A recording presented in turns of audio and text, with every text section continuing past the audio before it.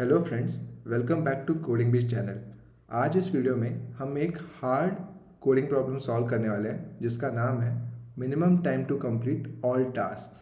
Friends, इससे पहले कि हम आगे बढ़े, हम ये जान लेते हैं कि हमें ये हार्ड प्रॉब्लम क्यों सॉल्व करना चाहिए। पहली बात तो लाइफ में कोई भी चीज़ अगर आप हार्ड कर रहे हो तो आपका लेवल अप होता है, तो इसीलिए हमें ये प्रॉब्लम तो सॉल्व करना है, राइट। सेकेंड कि काफ़ी बार आपने देखा होगा कि आप कोई प्रॉब्लम सॉल्व नहीं कर पाते हो बट आपका फ्रेंड सॉल्व कर लेता है और फिर आप पूछते हो कि अब तूने कैसे सॉल्व किया, तो उसका रहता है कि यार ये मुझे क्लिक हो गया, राइट। ये तो बेसिक इंट्यूशन था। तो ये इंट्यूशन डेवलप कैसे होता है? ये तभी डेवलप होता है जब आप रिलेटेड प्रॉब्लम सॉल्व करते हो और फिर वही चीज़ आप नेक्स्ट प्रॉब्लम पे कहीं अप्लाई करते हो, राइट। तो भले ही ये प्रॉब्लम आप शायद फर्स्ट टाइम देख के ना सॉल्व कर पाए, बट जब हम ये प्रॉब्लम मिलके सॉल्व करेंगे इस वीडियो में, मैं गारंटी दे रहा हूँ कि इस वीडियो के एंड में आप एक इंट्यूशन डेवलप करके जाओगे और फिर शायद यही इंट्यूशन से आप बाकी रिलेटेड प्रॉब्लम भी फ्यूचर में सॉल्व कर पाओ। और जब आप वो सॉल्व कर पाओगे तो शायद आपका दोस्त आपके पूछे कि यार तेरे को ये कैसे क्लियर हो गया, right. So with that let's begin. तो गाइस, प्रॉब्लम स्टेटमेंट कुछ ऐसा है कि आपको एक कंप्यूटर दिया गया है जो जब ऑन होता है तो infinite number of task parallelly compute कर सकता है, राइट। और इसके अलावा आपको एक लिस्ट ऑफ टास्क दिए गए हैं जिसको तीन पैरामीटर, लाइक हर टास्क तीन पैरामीटर से डिफाइंड है, स्टार्ट, एंड और ड्यूरेशन। इसका मतलब ये है कि कोई भी टास्क इस स्टार्ट और एंड के बीच में, like inclusive of start and and, उसमें इतने ड्यूरेशन के लिए चलना चाहिए। फॉर एग्जाम्पल, अगर आप ये टास्क 1 देखो तो इसका स्टार्ट है 2, एंड है 3 और ड्यूरेशन है 1। तो अगर ये मेरी टाइमलाइन है जिसमें ये सारे टाइम स्टैम्प है, first, second, third, fourth, 5, right. तो सेकेंड और थर्ड टाइम स्टैम्प के बीच में आपको इसे एक सेकेंड के लिए चलाना है, राइट। तो फॉर एग्जाम्पल जैसे 2 और 3 में, राइट, मेरे को 1 सेकेंड इसको चलाना है, तो लेट से मैं यहाँ पे चला लेता हूँ कि यार सेकेंड सेकेंड पे ना 2 टास्क स्केड्यूल कर लेते हैं ये वाला। वैसे ही टास्क 2 क्या बोल रहा है? टास्क 2 बोल रहा है कि भाई 4 और 5 इस टाइम के बीच में तुमको एक ड्यूरेशन के लिए इसको चलाना है। तो ठीक है, मैं इसको लेट्स से 4 सेकेंड पे चला देता हूँ, ठीक है। तो ये भी हो गया। अब टास्क 3 क्या बोल रहा है कि इस स्टार्ट टाइम, लाइक फर्स्ट और फिफ्थ टाइम स्टैम्प के बीच में तुम किसी भी समय लाइक इसको 2 सेकेंड चला सकते हो, राइट। तो अब एक और चीज़ नोटिस करने वाली ये है कि ये जो 2 सेकेंड है ये कंटिन्यूस होने की ज़रूरत नहीं है, आप इसको ब्रेक कर सकते हो 1 1 सेकेंड में। तो लेट से कि ये टास्क 3 को ना, जैसे 1 और 5 के बीच में मेरे को 2 ड्यूरेशन के लिए चलाना है, तो मैंने लेट से फर्स्ट वाले टाइम स्टैम्प पे चला लिया। और क्योंकि देखो infinite number of task parallelly run हो सकते हैं, तो लेट से मैंने 4 सेकेंड पे ना वापस से रिमेनिंग टास्क चला दिया। तो जिस भी टाइम स्टैम्प पे या फिर जिस भी टाइम पे तुम कोई टास्क शेड्यूल कर रहे हो, राइट, उसी टाइम के लिए तुम उस पीसी को ऑन कर रहे हो, राइट। तो अगर मैं देखो तो मैं फर्स्ट, सेकंड और फोर्थ, ये 3 वाले टाइम पे हमारा पीसी को ऑन रखना पड़ेगा ताकि ये टास्क कंप्यूट हो सके। तो टोटल हमारे पीसी को 3 सेकेंड लग रहे हैं ये पूरा टास्क कंप्लीट करने के लिए। तो हमारा क्वेश्चन यही है कि हमें इस तरीके से हमारे टास्क शेड्यूल करने हैं सो दैट कि हमारा मिनिमम टाइम कंप्यूटर ऑन रहे। तो इस पर्टिकुलर केस में जैसे कि हमने देखा फर्स्ट, सेकेंड, थर्ड, लाइक तीन सेकेंड के लिए हमारा पीसी ऑन रहेगा so that all this task are computed. But question is, क्या ये मिनिमम है? नहीं है। और वो क्यों?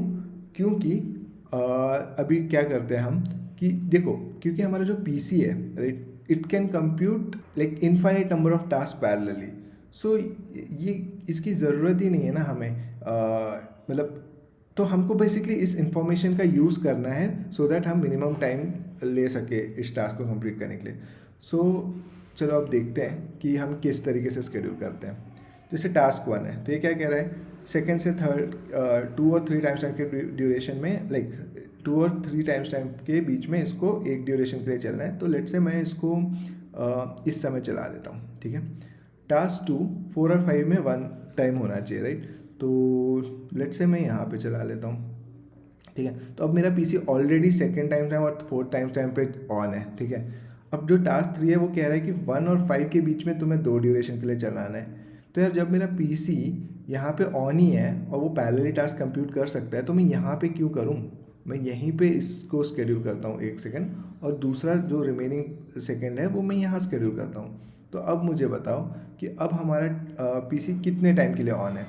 2 टाइम के लिए, राइट? यहाँ पे और यहाँ पे। सो हमारा जो टाइम है, मिनिमम टाइम जो होगा to complete all this task will be 2। आप कोई और कॉम्बिनेशन लेके देख लो, 2 सेकंड से कम आपको नहीं लगेंगे। लाइक 2 सेकंड तो मिनिमम आपको अपना पीसी ऑन रखना पड़ेगा। सो ओवरऑल यही, अगर मैं समराइज़ करूँ इस क्वेश्चन को, तो आपको एक पीसी दिया गया है जिसकी कैपेसिटी है कि जब वो ऑन हो तो infinite number of task parallelly compute कर सकता है। आपको लिस्ट ऑफ टास्क दिए गए हैं और टास्क को 3 पैरामीटर से डिफाइन किया गया है, स्टार्ट, एंड और ड्यूरेशन, जिसका मतलब ये है कि ये टास्क इस स्टार्ट और एंड टाइम इंक्लूसिव में आपको इस ड्यूरेशन के लिए स्केड्यूल करना है, और ज़रूरी नहीं है कि वो कंटिन्यूस हो, आप तोड़ भी सकते हो। और फिर बेसिकली आपको फिर इस तरीके से इन टास्क को स्केड्यूल करना है सच दैट कि जो आपका पीसी हो मिनिमम टाइम के लिए ऑन हो। So that's why minimum time to complete task. Friends, अगर हम इस प्रॉब्लम के सोल्यूशन की बात करें और सबसे पहले ब्रूट फोर्स सोल्यूशन की बात करें, तो इसका ब्रूट फोर्स सोल्यूशन कैसा होगा? बेसिकली आप हर टास्क को जिस जिस पॉसिबल वे में स्केड्यूल कर सकते हो उस तरीके से स्केड्यूल करो और सारे कॉम्बिनेशन देखो, राइट? तो जब आप सारे कॉम्बिनेशन देख रहे हो टास्क को स्केड्यूल करने के लिए, तो देखना कि कौन से कॉम्बिनेशन में आपको मिनिमम टाइम आपका पीसी ऑन रखना पड़ रहा है, और वही आपका आंसर हो जाएगा। तो ये ब्रूट फोर्स सोल्यूशन है तो ठीक, मतलब चल तो जाएगा, but like it is not an optimal solution, right? मतलब इस सोल्यूशन के लिए हमने ये वीडियो नहीं लगाया था। तो चलो देखते हैं कि एक्चुअल में हम इस प्रॉब्लम को किस तरीके से ऑप्टिमली सॉल्व कर सकते हैं। Friends, best way to solve this problem is by visualizing it. तो जैसे कि आप यहाँ देख सकते हो कि ये हमारी टाइमलाइन है 1 से लेकर 12 सेकेंड तक की, और हमारे पास 3 टास्क है, T1, T2 और T3। अब ये जो आप रेक्टेंगुलर बॉक्स देख रहे हो, ये कुछ नहीं है, बस ये वो टाइम फ्रेम है जिसके बीच में आपको उस टास्क को स्केड्यूल करना है। फॉर एग्जांपल, अगर आप ये T1 टास्क देखो जो ग्रीन में है, तो आपको इस स्टार्ट से इस एंड तक के बीच में 3 सेकंड के लिए उसको स्केड्यूल करना है। सिमिलरली टास्क T2 के लिए आपको इस टाइम फ्रेम में 3 सेकंड के लिए स्केड्यूल करना है, और सिमिलरली टास्क 3 जो ब्लू में है उसको आपको इस स्टार्ट और इस एंड के बीच में 2 सेकंड के लिए स्केड्यूल करना है, राइट? तो ये तो हो गई हम ये बेसिकली हम इस तरीके से विजुअलाइज कर सकते हैं इस प्रॉब्लम को। नाउ अब हम इसको कैसे सॉल्व करें? तो यार सबसे पहली बात, तो आप सबसे पहले देखो हमारे पास लिस्ट ऑफ टास्क है, तो आप कौन से टास्क को पहले कंसिडर करना चाहोगे? ऑब्वियसली आप उस टास्क को पहले कंसिडर करना चाहोगे जो पहले ख़त्म हो रहा है। जैसे यहाँ पे T1 है, क्योंकि देखो जो टास्क पहले ख़त्म हो रहा है उसको आपको पहले उसके स्केड्यूल के बारे में आपको पहले सोचना है, क्योंकि देखो एक बार वो टाइम चला गया तो फिर आप उसको कैसे स्केड्यूल करोगे? जैसे ये T1 टास्क है, आप ये यहीं पे ख़त्म हो रहा है, तो आपको यहीं पे डिटरमाइन करना पड़ेगा कि यार इसके 3 सेकंड में कहाँ स्केड्यूल करूँ, क्योंकि नेक्स्ट टास्क को तो ख़त्म होने में टाइम है, right? So obviously you need to consider that task first which is ending first, right? So तो सबसे पहले तो आपको ये टास्क को ना इस तरीके से सॉर्ट कर लेना है कि भाई जो पहले ख़त्म हो रहा है मैं उसको पहले कंसिडर करूँगा। तो लकीली इस पर्टिकुलर डायग्राम में T1, T2, T3 ये सॉर्टेड ही है bye there and time, right? T1 पहले ख़त्म हो रहा है, T2 बाद में, T3 उसके बाद। सो अब वो क्लियर है, तो हम देखते हैं कि चलो ठीक है, T1 सबसे पहले ख़त्म हो रहा है तो मैं T1 को कंसिडर करता हूँ। तो अब T1 का ये टाइम फ्रेम है, अब इस टाइम फ्रेम में मेरे को 3 सेकंड के लिए इस टास्क को स्केड्यूल करना है, तो मैं उसको कहाँ स्केड्यूल करूँ? तो देखो हमारे पास पॉसिबिलिटी क्या है, हम उसको कहीं स्टार्ट में स्केड्यूल कर सकते हैं, मिडल में स्केड्यूल कर सकते हैं, या एंड में स्केड्यूल कर सकते हैं। तो what do you think is the best way in which we can schedule the task so that it overlaps with the next task? So अभी ये डायग्राम में आपको देख के समझ ही आ रहा है कि अगर मैं किसी टास्क को मतलब किसी टास्क को एंड में स्केड्यूल करूँगा तो there is a high probability कि जो नेक्स्ट टास्क है जिसका एंड टाइम जस्ट उसके बाद है उसके साथ ओवरलैप होने के चांसेस ज़्यादा है। क्योंकि अगर आप लेट्स से स्टार्ट में शेड्यूल करते हो तो कम पॉसिबिलिटी है, राइट, कि वो सेकंड टास्क से ओवरलैप हो, क्योंकि सेकंड टास्क तो मतलब वो एंड के ऊपर से ही जाने वाला है, right. So obviously we need to schedule the task at the and.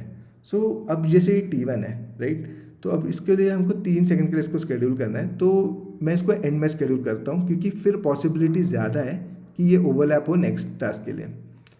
तो ये लो, ये मैंने शेड्यूल कर दिया। ये शेड्यूल कर दिया मतलब क्या कि इस टाइम पे मैंने अपना पीसी ऑन रखा है, right.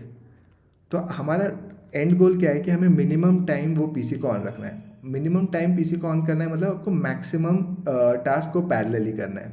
So minimum time is like, minimum time को आप सीधा सीधा ऐसे भी बोल सकते हो कि मैक्सिमम ओवरलैप लेना है टास्क का, राइट। तो चलो ठीक है, T1 के लिए हमने ये लास्ट 3 सेकंड में क्या बोलते हैं टास्क शेड्यूल कर दिया। अब हम नेक्स्ट टास्क को देखते हैं T2। तो जब हम यहाँ से उस टास्क को देख रहे हैं, मेरे को 3 सेकंड के लिए उसको स्टार्ट से एंड के बीच में शेड्यूल करना है। तो मैं स्टार्ट से जाता हूँ, तो मैं देख रहा हूँ यार इधर तो पीसी ऑलरेडी ऑन है 4th और 5th सेकंड में, तो यार और ये पीसी तो पैरेलली कितने भी टास्क कर सकता है, राइट। तो ऑब्वियसली यहाँ पे ये तो मैंडेटरी हो गया मेरे लिए कि भाई यहाँ पे पीसी ऑन है तो इस टास्क को शेड्यूल कर दो। तो लो, इसको मैंने शेड्यूल कर दिया इन 2 सेकंड के लिए, राइट। तो 2 सेकंड तो यहाँ पे शेड्यूल हो गए, बट अब बाकी का 1 सेकंड मैं कहाँ शेड्यूल करूँ?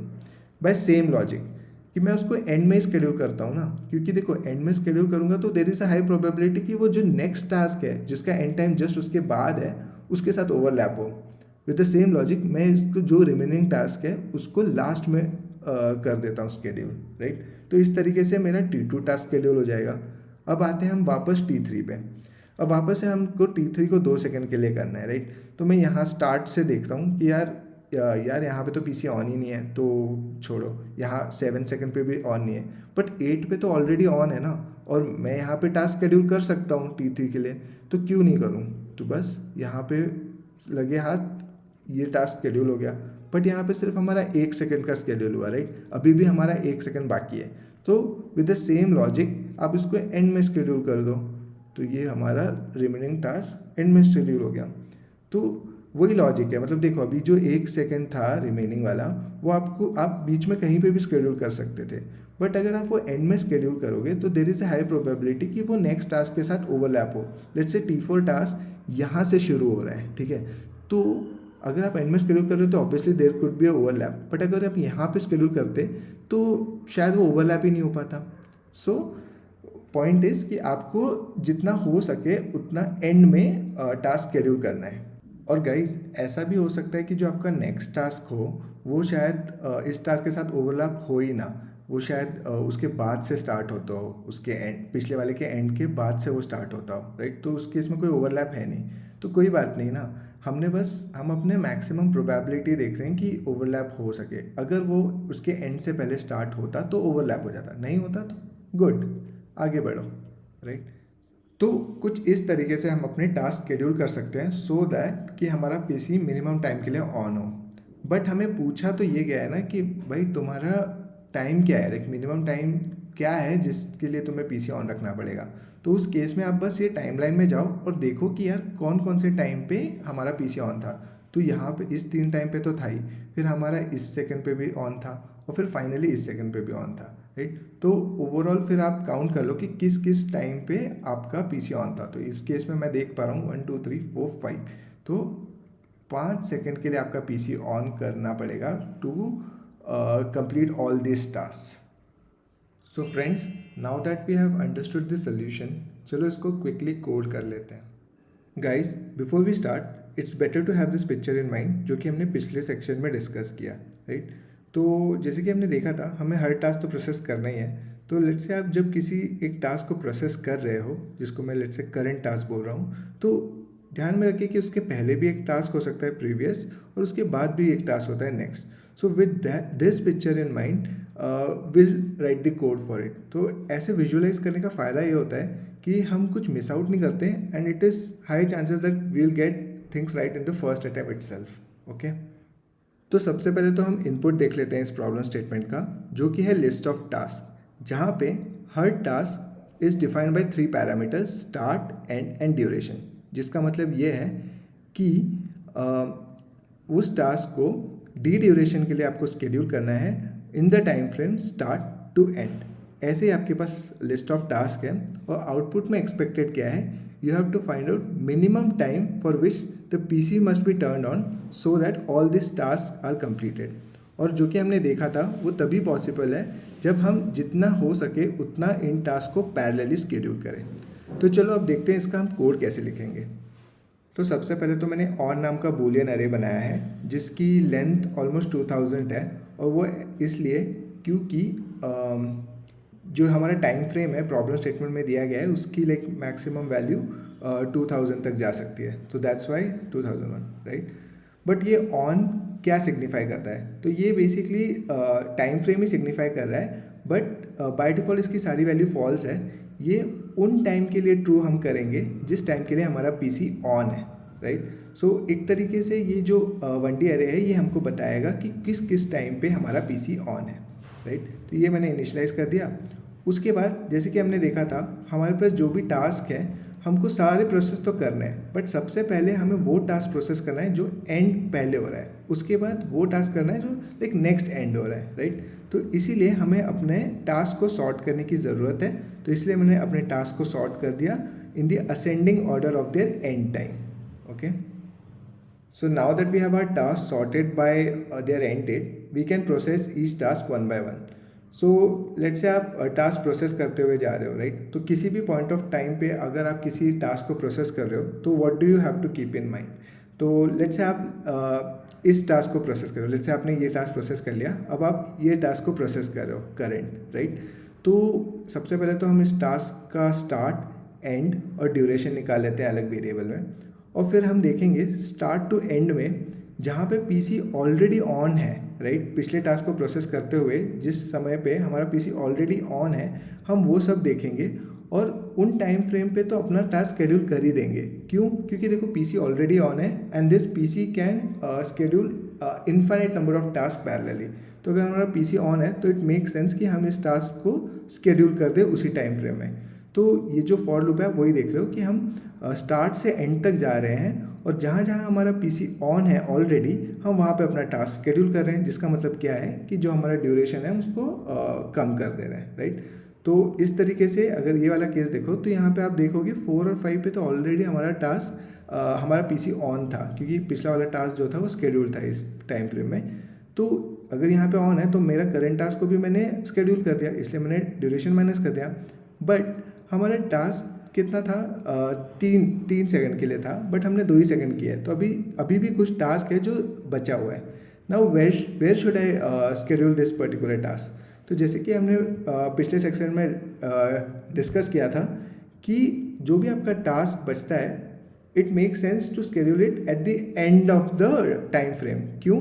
तभी मैक्सिमम प्रोबेबिलिटी है कि वो जो नेक्स्ट टास्क का जो टाइम फ्रेम होगा उसके साथ ओवरलैप होगा, राइट। सो इसीलिए जो भी हमारा रिमेनिंग टास्क बचता है आफ्टर शेड्यूलिंग दिस टास्क, तो उसको हमें एंड में शेड्यूल करना है। तो इसीलिए ये जो लूप है आप देखोगे एंड से स्टार्ट हो रहा है, और जब तक मैंने सारा रिमेनिंग शेड्यूल नहीं कर दिया, यानी कि ड्यूरेशन हमारा 0 से ज़्यादा है, तब तक मैं इसको शेड्यूल करता जाऊँगा लास्ट से आगे की ओर, लेफ्ट की ओर, राइट। तो जहाँ जहाँ भी मेरा पीसी ऑन नहीं है वहाँ पे मैं पहले पीसी ऑन करूँगा और इस टास्क को शेड्यूल करूँगा, मतलब उसका ड्यूरेशन माइनस करूँगा। तो इस तरीके से हमारा जो भी रिमेनिंग टास्क होगा वो एंड में शेड्यूल हो जाएगा। फिर जब नेक्स्ट टास्क देखा जाएगा तो हम वही करेंगे कि यार स्टार्ट टू एंड में देखेंगे कि भाई कहाँ कहाँ पे हमारा पीसी ऑलरेडी ऑन है। तो जैसे यहाँ पे देखोगे, यहाँ इस टास्क के लिए, नेक्स्ट टास्क के लिए यहाँ पे ऑन नहीं है, यहाँ पे ऑन नहीं है, बट यहाँ पे तो ऑलरेडी ऑन था, राइट, जहाँ पे हमारा T2 टास्क कुछ शेड्यूल हुआ है। तो यहाँ पे सीधा सीधा इस टास्क को शेड्यूल कर दो, और फिर देखो कि अब बाकी कितना बचा हुआ है। तो जो भी बचा हुआ हमारा टास्क है वो एंड में शेड्यूल हो जाएगा। So this particular for loop will take care of this. So after we have processed all the tasks, जो हमारा on boolean है, right, उस अरे में हमको exactly पता है कि कौन कौन से टाइम पे हमारा PC on है। तो हमको पूछा क्या गया है, हमें पूछा है मिनिमम टाइम जिसके लिए ये टास्क हमारा PC ऑन था। तो हमको क्या करना है, बस इस टाइम फ्रेम पे इटरेट करना है और देखना है कि भाई कौन कौन से टाइम पे हमारा PC ऑन था। तो वही इनिशियली हमारा काउंट 0 है, फिर मैंने इस ऑन वाले बूलियन अरे पे इटरेट किया और देखा जहाँ जहाँ पे वो ऑन था उस समय मैंने काउंट इंक्रीज़ कर दिया, और फाइनली मैंने ये काउंट को रिटर्न कर दिया। तो हमको फाइनली पता चलेगा कि कितने टाइम के लिए हमारा पीसी ऑन रखना पड़ेगा सो दैट हमारे ये सारे टास्क शेड्यूल हो सकें। सो गाइज विद दैट हमने इसका कोड भी लिख लिया। तो अब आप मुझे बता सकते हो कि इस कोड की टाइम कॉम्प्लेक्सिटी क्या होगी? तो चलो देखते हैं। तो सबसे पहले तो ये जो सॉर्टिंग है, लेट्स से जो नंबर ऑफ टास्क है वो n है, ठीक है। और let's say the maximum time जो भी है ना, इसको हम ले लेते हैं कैपिटल T, ठीक है। तो यहाँ पे जो हम सॉर्ट कर रहे हैं टास्क को, इसको कितना टाइम लगेगा? n log n, ठीक है। सॉर्टिंग का ये टाइम कॉम्प्लेक्सिटी हो गया।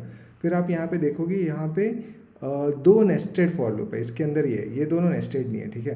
तो फॉर के अंदर फॉर है, तो ये जो है हमारे पास n टास्क है, और ये जो मैक्सिमम अंदर वाला लूप है वो t तक जा सकता है, राइट, जो भी मैक्सिमम टाइम फ्रेम है। तो ये हो गया O ऑफ NT। उसके बाद ये जो काउंटिंग है ये वापस से पूरा ये बूलियन अरे इटरेट होगा, जो कि जितना टाइम फ्रेम है उतना ही बड़ा ये अरे है, तो O ऑफ T। तो अगर हम इसको ऐड करें O of n log n plus O of NT plus T, तो ओवरऑल हम इसको कह सकते हैं कि इसकी टाइम कॉम्प्लेक्सिटी होगी O of n log n plus NT, right. लगे हाथ इसकी स्पेस कॉम्प्लेक्सिटी भी निकाल लेते हैं। तो अगर आप देखो तो मैंने कोई एक्स्ट्रा स्पेस यूज़ नहीं किए other than this on Boolean 1D अरे। तो इसकी मैक्सिमम लेंथ कितनी हो सकती है? जितना हमारा टाइम फ्रेम है T, तो राइट, तो इसकी स्पेस कॉम्प्लेक्सिटी हम कह सकते हैं O ऑफ T। फाइनली इस सोल्यूशन को हम लीड कोड पे सबमिट करके देखते हैं। तो जैसे कि आप देख सकते हो, ये लीड कोड का एक हार्ड लेवल का प्रॉब्लम है, और ये वही कोड है जो हमने अभी इम्प्लीमेंट किया। Let's submit this. As you can see, it is accepted. Friends, with that we'll end this video. I hope इस वीडियो में हम दोनों कुछ सीख के जा रहे हैं. If yes, please like this video and consider subscribing to the channel. इसी के साथ अब हम ये वीडियो एंड करते हैं। अब हम मिलेंगे नेक्स्ट वीडियो में। तब तक के लिए टेक केयर, बाय बाय।